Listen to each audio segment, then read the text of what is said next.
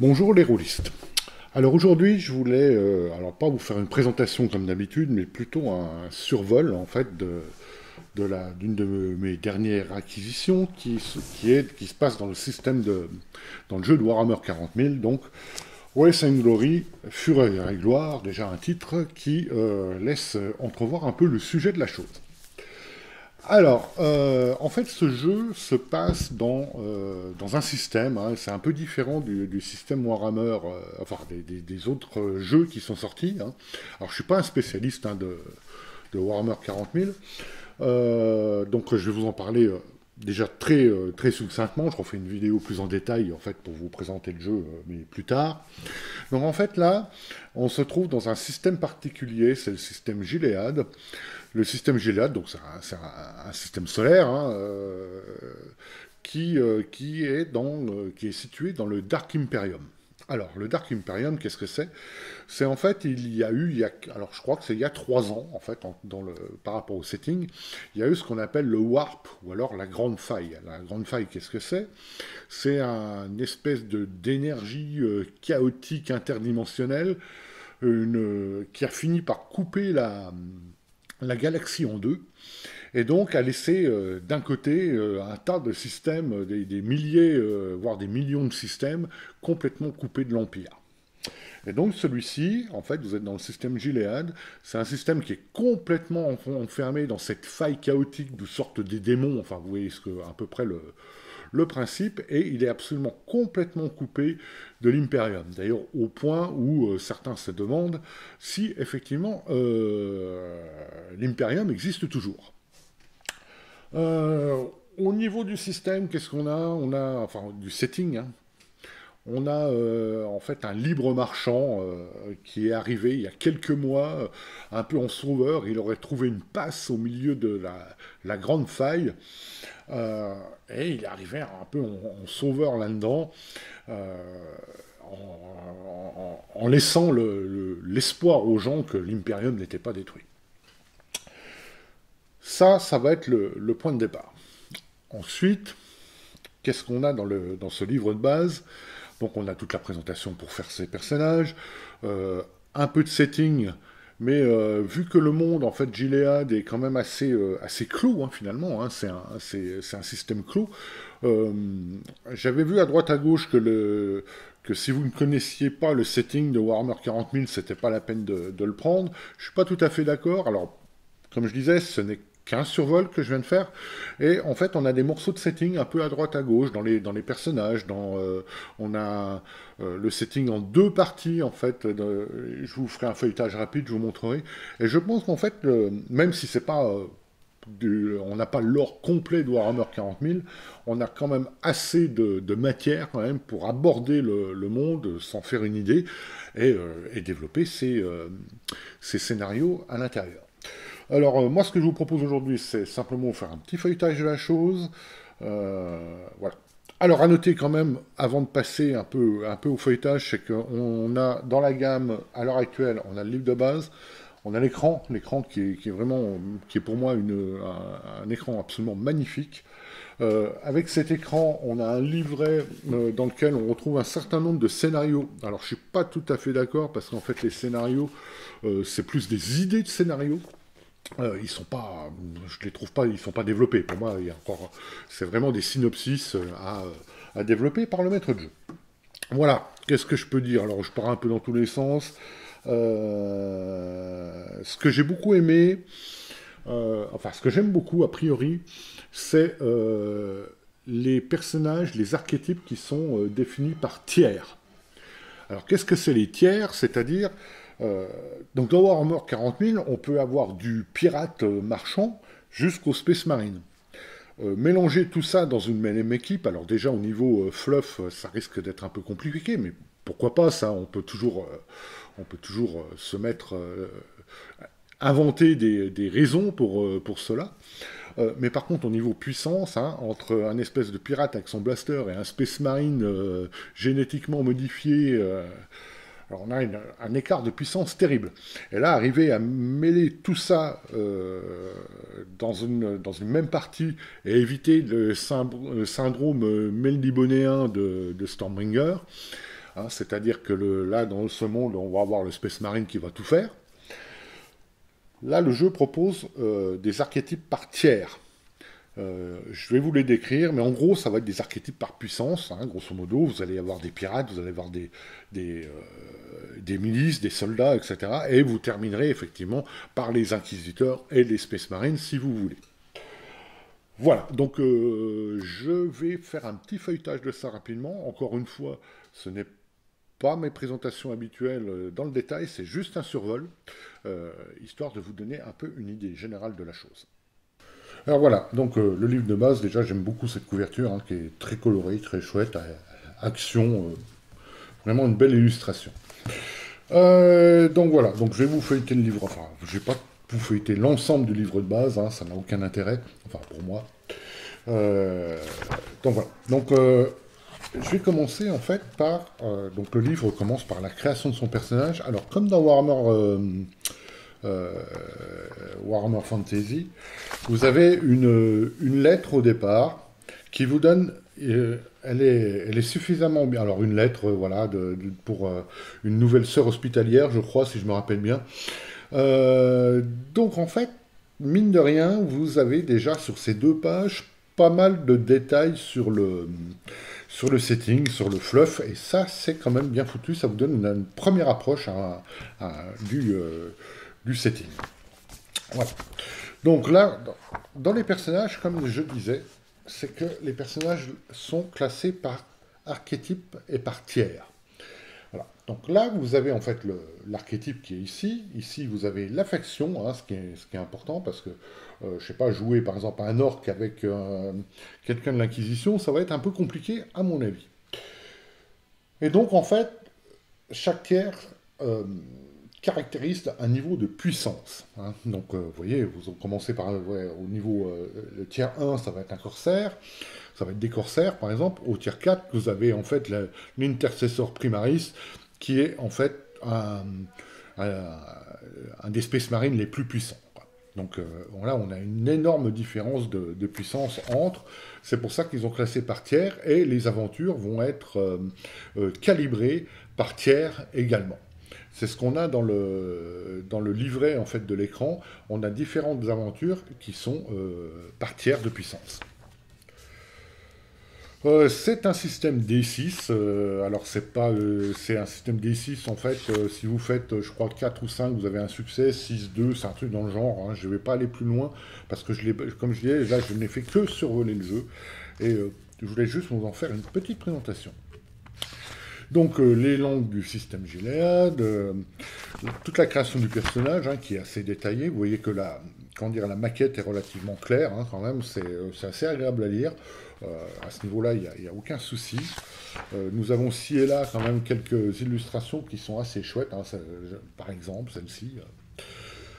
Et là, par exemple, dans les factions, vous avez déjà un peu un historique, et vous allez retrouver, comme je disais, en fait, du fluff, du setting, à travers les différents chapitres du livre. Donc, dans les factions, dans le système Gilead, hein, ici, vous avez en fait les différents chapitres. Et donc, les factions, les voici. En fait, vous avez Imperium. Enfin, dans l'Imperium, vous avez toutes ces factions-là, hein, de l'Inquisition, les racailles, etc. Et vous avez le chaos, les orques, les Eldari, qui sont un peu c'est des xénos, c'est un peu les elfes de Warhammer 40 000, à moins que je raconte une connerie, mais je ne crois pas. Donc voilà, vous voyez l'Imperium, donc on vous donne un peu le warp, je vous explique qu'est-ce que c'est. Alors à savoir, petite déception dans le livre de base, il n'y a aucune carte. Vous n'avez pas de carte du système Gilead, ni de carte de la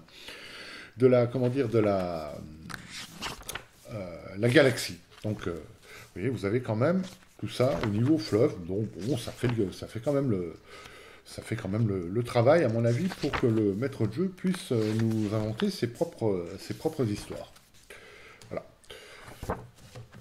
Donc, les fameux archétypes par faction, là, je vais vous les montrer un peu. Donc, vous voyez, alors ça, on est dans le tiers 1.